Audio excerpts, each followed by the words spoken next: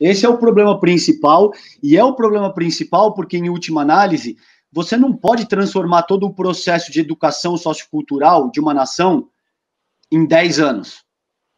Entende? Então, essa fragilidade que você cita, e por isso que as pessoas têm certeza das coisas mais absurdas. Veja, eu ouvi amigos meus dizendo o seguinte: César, as pessoas que estão sendo levadas para os hospitais com coronavírus estão sendo deliberadamente assassinadas. Eu ouvi esse tipo de coisa. César, me desculpe, você imagina que 25%, ou seja, um quarto da população portuguesa hoje, estaria determinada a não tomar vacina quando houver essa vacina? É alarmante. É alarmante, você tem razão. Esse é o cerne da questão, em última análise.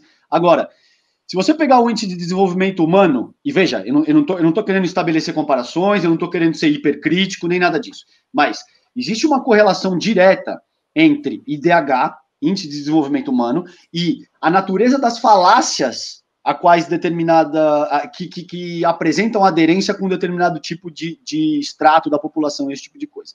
Agora, a minha pergunta, e assim, eu não tenho resposta para isso, eu nem me atreveria a responder isso de uma forma mais decisiva, porque isso é Enfim, o que eu sinto a gente vai precisar de um processo sólido de educação de 50, 100, 150 anos, e isso também é complicadíssimo, e, enfim, não tem saída fácil, Blay, para isso. Não tem como dizer, bom, como é que a gente vai instruir 210 milhões de habitantes com relação a...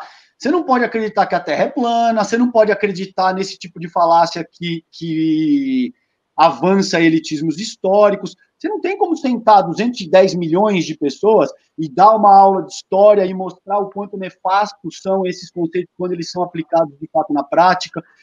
Isso precisa ser um processo histórico que vai sendo conduzido ao longo das próximas décadas e séculos, quiçá, de uma maneira a esclarecer a nossa população.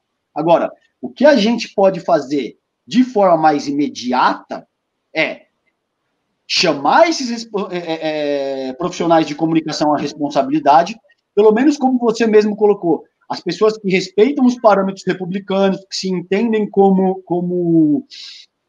comunicadores de fato, que entendem que tem uma responsabilidade frente à própria profissão, que não seja meramente avançado interesses particulares, entende?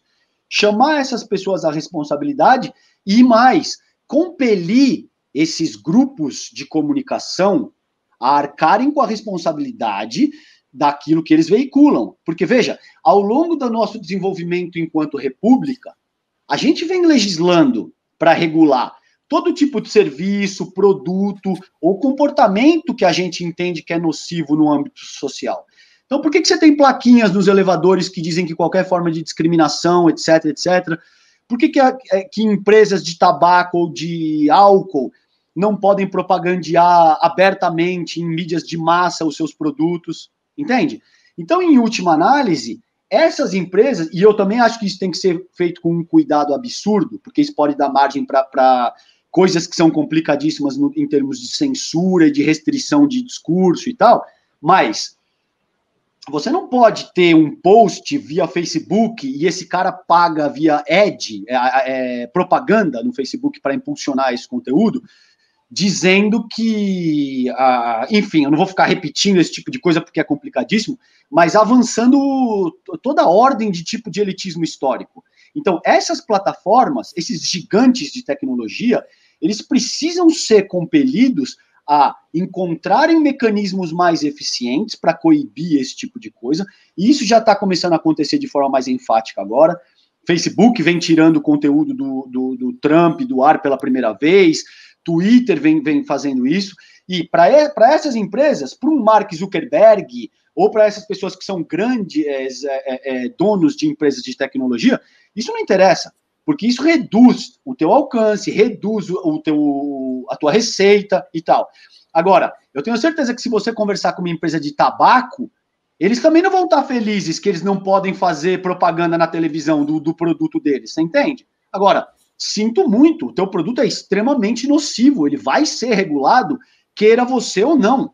Em última análise, Isso também tem que se aplicar para essas empresas de tecnologia, com muita propriedade, com muita parcimônia e tal, mas isso vai ter que ser discutido com mais ênfase nessas próximas décadas, não tenha dúvida. Então, o que eu vejo são esses caminhos, porque isso que você colocou faz todo sentido, mas é um processo histórico, a gente não vai conseguir alterar isso em 10, 15, 20 anos. Isso vai precisar de outros 50, 150 anos, quiçá, para que a gente consiga efetivar alguma mudança significativa nesse sentido.